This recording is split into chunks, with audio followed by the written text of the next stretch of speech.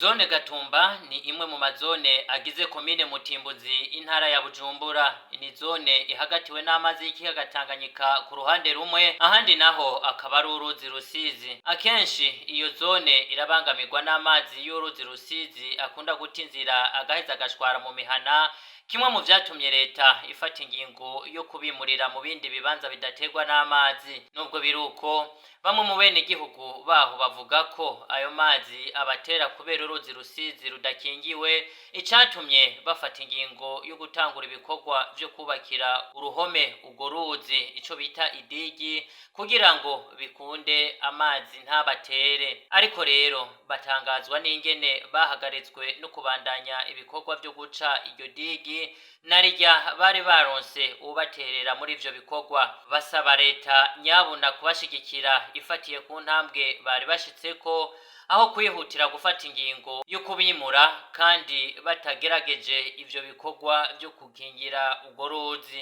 Nibaza ko mu bisanzwe kwimura abantu ni processes. Kwimura umuntu si ibintu umuntu ajya ngo yiyumvire ngo turimuye abantu. Batuzana ngaha baravyiyumviriye kandi igisaka kanategurwa. Twebwe rero ntituringa kugira ngo tunanize leta. Turinga kugira leta tuyisabe ko dufasha, kuko leta itubwira ngo nitwimuke twari mu bindi.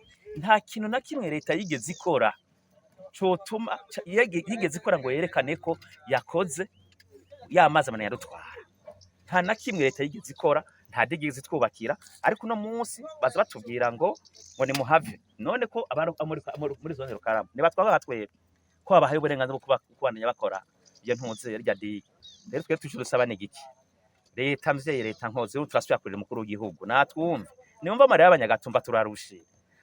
Hariho umuvyeyi usanga kugira wibaka inzu yaragurishije amatongo akagira ugasanga niyo pension yiwe, ujya muntu cyumwe gufata ukamwimura ukamujana ahandi hantu, ntaco umufasha aho ugiye kumwica kugira asubire kuronka inzu azokubaka nk'iyo yabamwo. Bacu usanga ahantu hafitiye nk'abana bashika batanu yarahavyari umuryango, abana barahagurira amatongo, ahafitiye n'andi matungo. Rero twamba dusabe leta ntitwanse ko yimura Abanyagatumba, mugabo imbere ko twimura nibanze igerageza iyindi miti yose, ibanze twubakira iryo digi. Nitwabona kubona ko iryo digi ryanse, twabona iryo digi leta iraryubatse, yamazi arashe kudutwara, hanyuma iheze ifate processes zo kutwimura, mugabo twabonye ko leta nayo yabishizemwo akigoro. Ikindi basaba nuko leta yoreka abo bemeye gufasha guca iryo digi bakabandanya ibikorwa batanguye, narirya babona ko bimaze kugira akamaro mu bijanye no guha inzira urwo ruzi.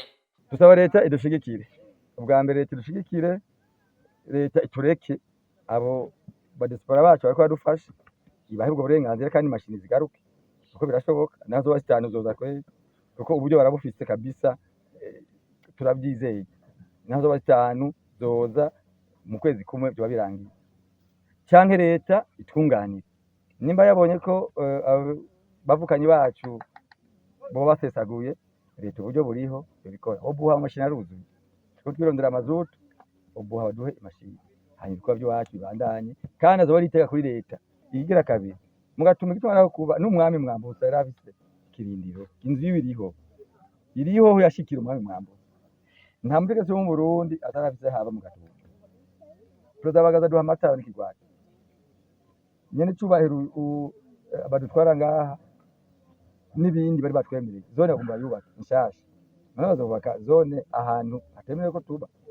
Rero tubasaba ko leta yotureka kwibako canke adushigikira, abavukanyi bacu bakadufasha, hanyuma iterambere rigasasagara muri zone Gatumba. Aho nyene n'ikiraro kiri kuri urwo ruzi naco nyene ngo caratewe n'umwuzurira, bigatera amakenga Abanyagatumba ko navyo bishobora kuzotuma ico kiraro gicika, ivyemezwa n'umukuru wa zone Gatumba, ariko akizera ko ababijejwe bazobitunganya vuba, narirya bamaze kubishikiriza ababijejwe.